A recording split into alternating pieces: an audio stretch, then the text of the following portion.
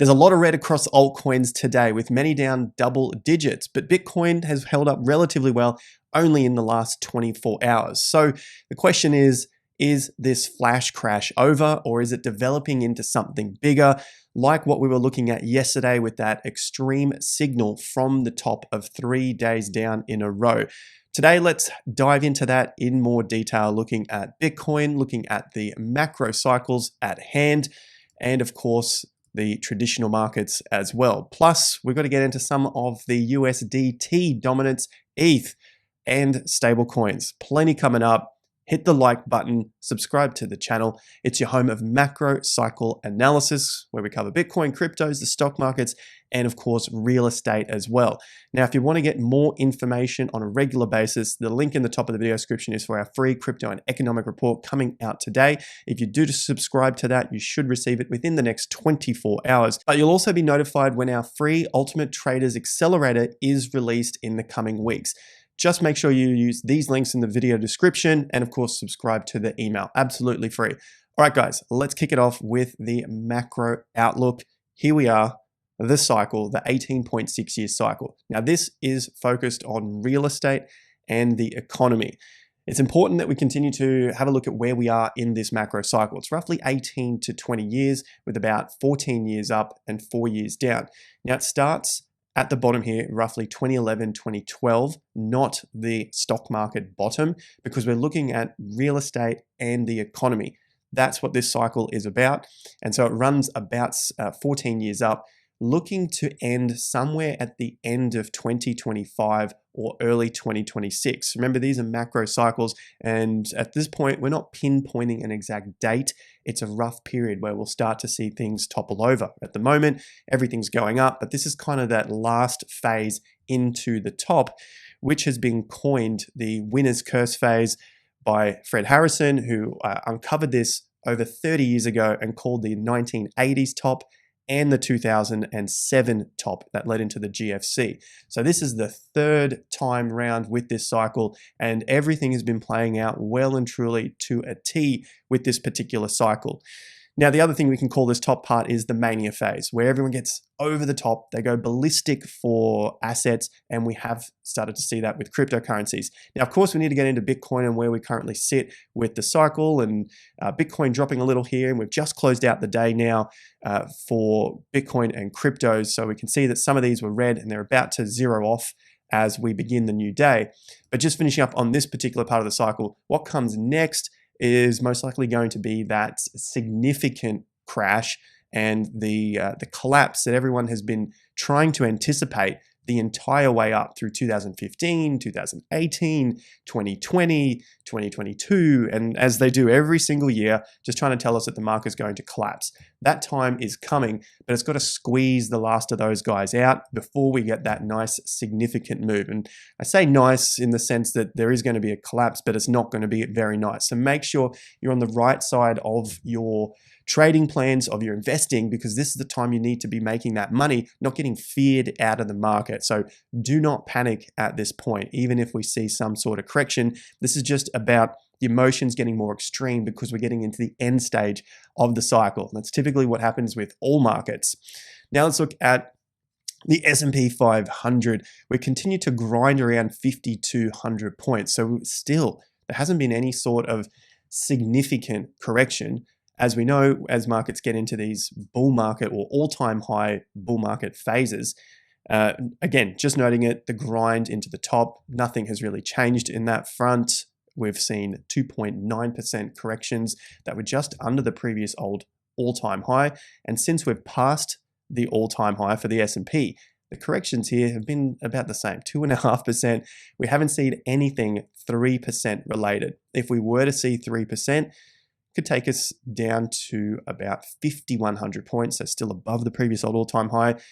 Let's go to the extent of a single-digit correction. 8% takes us back to the old all-time high. 9.9%, 4,700, and then into the double digits would be back to the larger 50% of this entire range. So still no signals that we're going to see any sort of major correction where this is the top and it's all over. potentially with some sort of correction. You've got a couple of lower highs forming at the moment, but still higher lows. So it could just be winding up again for another squeeze higher. Not enough information. The main thing is the trend is up. We keep going with the trend. The macro cycle still in play. Looks like we still have another 12, 18, maybe 24 months left in this particular cycle for real estate and the economy. Bull market's in full force. The grinding effect is there. And any of these moves to the downside are probably going to feel like it's the end because people are very emotional at these times. They've missed out on the way up and they're trying to get their positions into the market, hoping for bigger downside, but hoping at the same time that it's not the end. That's pretty much what happens in these grinds to the upside. That's typically what happens with markets as they squeeze into new all-time highs, and it's no different for BTC as it's squeezed into new all-time highs, just touching around 74,000 before we've now come back to $67,000. So we're back underneath the previous old all-time high. This particular chart we were looking at for the turning points within the overall cycle itself. So within the bull market phase of the cycle before we get a final peak and then roll over into that bear market. I don't think the final top is in, but this has been showing signs that we're about to see the more significant correction, if I can use that term lightly. When we look at it in terms of percentages, what we've seen in the past are 20 to 22% correction. So we'll look at that in just a moment, but I just want to look at the ETF inflows, outflows table here. So this one's given to us by the block. And from Friday, you got the 14th here. Friday was the 15th. Still at all net positive inflows. But of course, for the short term for BTC, we've seen some pretty significant moves to the downside compared to what we've seen since the ETF crash back in January. And when I say crash, we're looking at 21% because that has been basically the exact same corrections that Bitcoin's seen this entire bull market. And so that's led many of the bears to get absolutely squeezed to the shitter, trying to short every time this market has fallen, hoping for a bigger and bigger collapse. And you guys that have been following, hitting the subscribe and of course the like button so you can see this content, you know that we have been here through that entire period suggesting that this is not the collapse time. And I still don't think that that Bitcoin's in store for a major collapse to take out any of these significant levels. Now, those who love to follow the ETF inflows and outflows, I mean, we're still seeing positive signs here. We've got data back to the 15th, and it looks like this one's just coming through now for the 18th, which is Monday. So far, once we see more of the data come through here, we'll see what the total comes out at. For at least Friday, it was still positive. You had 2,800 net inflow Bitcoin, so 2,800 Bitcoin going in. Even on Thursday, you had 1,800 going in. In terms of USD, that's still 200 million, 132 million, and one of the biggest days here, the two biggest days are on the 13th and the 12th, you had $1 billion and 700 million from last week. Now, I'm bringing this up because they were the biggest days and the market fell from that point. Now, I often see comments from people saying, well, it takes a few days for it to all come into effect. But remember, people can still sell when they're holding ETFs. And they're no different to the standard masses, where when they get scared, they're going to sell. They see what they're holding in their ETF, they see the price going up, they see it going down, and they're going to sell as it goes down. And so that might cause some net outflows, but even so, the price has not reflected what the ETFs have shown from last week. Positive 500 million, 1 billion, 700 million, 133 million, and then 200 million. So far today with the data, there's another 3 million going in for Monday, but that is not showing up on the Bitcoin price chart. I know that starts to trigger some, and I think that's a pretty important note to make of the current market situation, because that gives us the ETF inflows. This gives us the market sentiment at this current time, is that ETF inflows basically means that we have an entirely different cycle. You can't use TA now that ETF inflows are here. This is going to be a super cycle. You just wait. We're never going to see prices going down. that's the sort of thing that triggers these folks who rely so heavily on reading the ETF inflow data to make their decisions on what they do with their money, whether they start buying Bitcoin for that particular information, because they think that there's just going to be continuous ETF inflows forever, and that is the thing to base this on. So just keep an open mind. That's all I typically do, and that's all I'm sharing with you, is just keep an open mind that just because there are positive inflows doesn't mean that the price is always going to be positive. We've seen 3 significant days down here from the top, lower highs, lower lows, and finally just yesterday was a tiny little peak up. Does this mean that we have to collapse? Of course not. As I've always said, just keep an open mind and just read the info that the market gives us at the time on the chart as opposed to ETFs. So I would prioritize this over the ETF information. Now that's the short term for Bitcoin. We're seeing a lot of these narratives continue to come through. Yes, there is going to have an effect from people buying in the ETFs, and it's going to affect the price. But at the same time, the narrative can get a little bit too caught up with a lot of people, and they'll forget to see what's going on in the chart and just continue to focus on the narratives, the on-chain data, the fundamentals, these sort of things that are different from last time, and forget about the charts. And that's going to lead many to not be selling when they should be. That could be sometime later in the future, as I think prices still have further to go. Now, in terms of the corrections here, we're at 12.6%. We come down to the 50% level, 15.8, come back to the lows from March. So that 5th of March low, that's about 19.3. So getting close to something average that we've seen already in this entire bull market. 20% is 58, 22% is about 57. And if we take it all the way back to those previous tops there at 52, 53, 28% and roughly 31. So we're starting to see this particular area here as a potential turning point for Bitcoin, at least in the short term, as we lead into that halving. Now, there's a lot of stuff looking at the previous times that Bitcoin has hit a new all-time high, like we did in 2020. We had, I think that was about a month overall from that period of getting roughly close to the top there to where it broke out again. So you had about 3 weeks until it would hit the top and then broke out cleanly, 22 days. We go back to the previous cycle of 2017. You got the top there that came in November, December of 2013. And you can see this period here. This was when China was banning Bitcoin yet again. And there was a lot of fear in the market. But the timing as such was about mid-50s, right? 55, 56, 57 days until Bitcoin was able to break past that old all-time high again. So just under 2 months where it hit a new all-time high, got rejected, came back down, tested some lower prices, and started to climb its way back to the tops. So that's a longer period there, should we see that happen now as we lead into the halving and all that hype has been sucked out of the market, at least for now. So you've got 2 plays there, roughly 3 weeks, so just under a month, and you've got roughly 2 months, again, just under that 2-month period.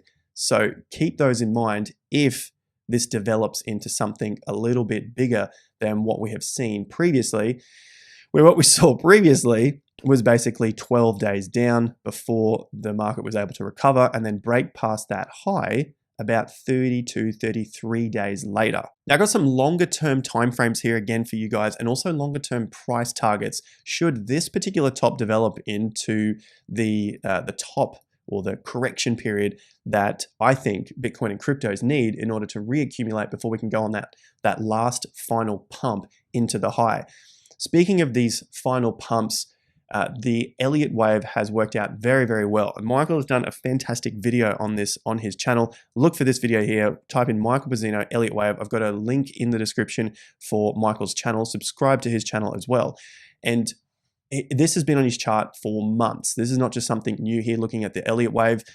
All we're looking at here is the prices correcting into a wave 4 and then that final pump into a wave 5. And so in terms of Elliott wave, Michael's one of the best ones that I've seen actually able to apply the rules successfully to the market. Many in Elliott wave forget how to apply very, very simple rules, and they screw up the counts and give you something that is just completely out of the realm of actually working. So go and check this video out. Even though we're looking at maybe a correction here, I don't think it's going to be anything severe as we've looked at before, a few weeks to a couple of months at most. before we get onto this last final leg, which really pumps things super, super hard. And if Bitcoin is a commodity, what happens with the fifth wave in commodities is that we see an even bigger move to the upside. Commodities tend to drive really hard in their fifth wave. Let's have a look at some of these price ranges here. Should this be the turn like we've seen in previous cycles? So around that March, April period, it's happened in previous cycles before. We got April top in 2021. We had an April top in 2023. We had a March top here in March 2017. We've had a mid-turn again in April of 2013 before Bitcoin took a few months to reaccumulate before it pumped into its final top in November. Potentially something similar like that coming up. So that's what I've got in mind here, just looking at these periods where now seems like a relatively normal time for a turn for BTC, at least a short-term reaccumulation and then a pump up again.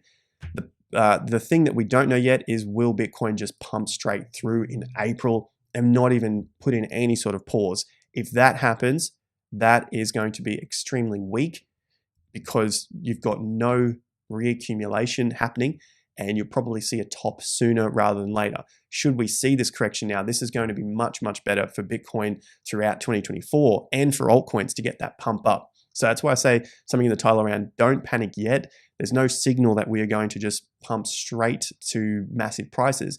And should this be the correction, as we're seeing with some of the altcoins as well, we saw a lot of the meme coins go down in the last 24 hours.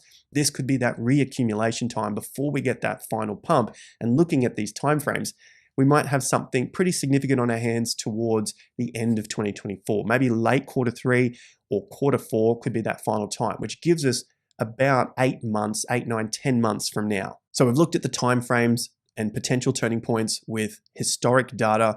Previous videos I've also looked at the significance of 6 months straight up and the probabilities or the likelihood of it being 7 straight months, which is very, very unlikely. Actually, 7% of the time you've seen 7 months or greater in a row to the upside using the swing indicator. So with that in mind, should this be the current turn? Well, let's have a look at some of the price targets to the upside. Now, I'm using these tops in play, roughly around your mid-60s for reference points, then looking to the upside of those mid-60s with this range down to the 15K low.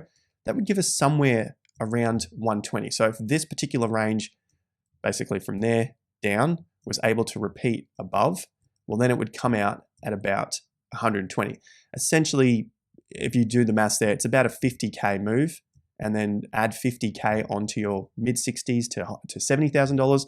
Well, you can do the maths. It's going to be somewhere around that sort of 115 to 130-ish type level. Now, to make it easy, let's say it's going to be somewhere around 100 to 150. So the target's somewhere around 100 to 150, but always with price targets, do not focus entirely on the price target.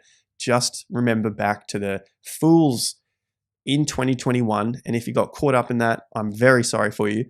The idiots on YouTube, those idiot influencers, and I mean that very harshly, calling for specific price targets. People were waiting for these price targets and they never happened. It was the Bitcoin 300,000 crew, or now we've got the Cathie Wood 500,000 or 1 million or 1.2 million. Do not wait for these price targets. I don't know how much clearer I can make that. And I know the ETF guys are going to say, well, you got no idea. The ETF's here and it's all going to be bought up. Forget that crap.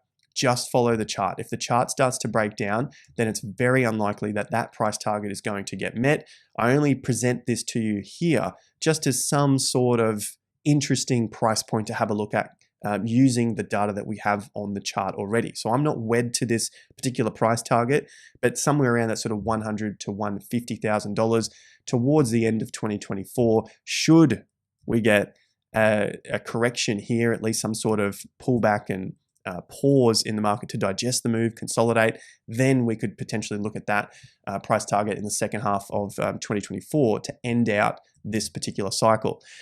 Now, I'm running out of time in this video, so I'll make a quick mention to this here, the left and the right, before I get onto some of the altcoin stuff and the USDT dominance, as a few of you guys have asked about that. So I'll do this in a video this week. Make sure you do subscribe to the channel, and of course, link in the top here to get your free crypto and economic report, and also be updated once the free Ultimate Traders Accelerator comes out. Use these links down here. Get yourself some sign-up bonuses, 50, 100, 500 bucks, maybe even 30,000, depending on how much you're trading there. But in terms of the left and right here, should this particular thing play out, where we see the top coming in now, this sort of March, April period, maybe it goes a little higher than where it currently is at 74, pushes a few extra $100 and then corrects. Should we see that, that's going to, I think, give us some sort of ammo to then push a little higher. Now, if we do get the top later in 2024, I mean, technically, if it's on October or earlier, well, it's going to be left. And if it's November or later, then you're going to get this right translated cycle. Nonetheless, it's basically within the midpoint here. Should we get something like that, and the 18.6-year cycle continues up with the stocks and housing prices to the end of 2025, that might be just enough to cool off Bitcoin and cryptos, and some of the attention gets diverted to the stocks and real estate at that point in time, leading into the end of the cycle. And you can see here, my cursor somewhere around the end of 2025, early 2026 is about here. Maybe Bitcoin does go on a little bit of a pump and then start to fade again, but doesn't take out the high that's put in at the end of this year. So some things to look at, to think about. We could continue to see elevated prices, but it might not take us to higher prices than potentially what's put in at the end of this year. So I say a lot of ifs and possiblies because we don't have enough data yet to figure that out. But just looking at this in terms of the cycle, this could be the longer move that goes down, and then you see some sort of bumps later in the next cycle, which then continues down again because we're in this particular stage, that overall collapse. Now, there is another piece to that, and this video has gone on long enough. I've got something here on gold, because gold goes up towards the end of the cycle, but it also starts going up from the second half of the real estate cycle. Second half here, up, gold, second half up. What has it done this time round? Second half of the real estate cycle starts about 2020, 2018 to 2019, 2020. There it is there. You can see it started to go up. Okay, so that's the gold here. As the market collapses though, you also see gold basically pause. That was the stock market all-time high, and then that was the stock market cycle low in 2009. Gold kept going up, but then it was basically 10 years of nothing. So I've got more to get through with gold as another understanding of the commodities towards the end of the cycle. But I just wanted to also mention USDT dominance, and then also get a quick update on the total cryptocurrency market cap.